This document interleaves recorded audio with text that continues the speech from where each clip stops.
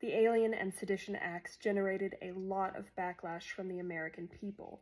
In the 1800 presidential election, they ousted Federalist leaders and elected Democratic Republican Thomas Jefferson as president. In 1801, as John Adams' presidential term came to an end, both the Alien Friends Act and the Sedition Act expired on March 3rd. A year later, the Naturalization Act was repealed. Yet the Alien Enemies Act, having no set sunset date, was preserved as part of the law. Jumping to 1812, the United States is now at war with Great Britain.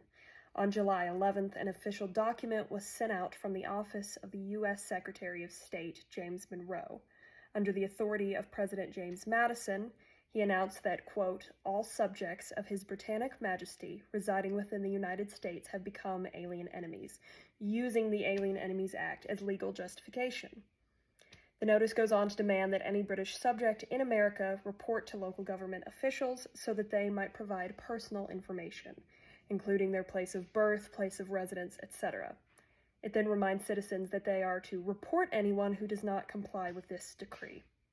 Under the Linktree link in my bio, you can find a web page that displays photocopies of notices posted by territorial secretaries and written reports generated during the questioning of alien enemies.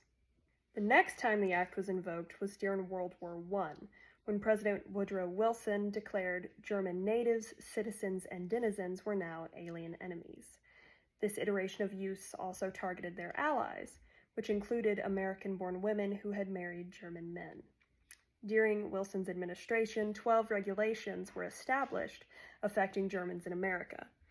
The regulations prohibited the possession of firearms and restricted employment in specific areas, amongst other measures.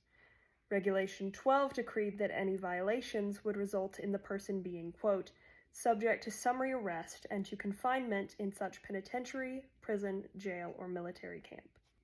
In the third part of this series, we will cover the law's role in legalizing the internment of Japanese Americans during World War II. And as usual, you can go to the link in my bio, click on the Substack icon, and see a written version of this video, and then you can also scroll down and see my works cited.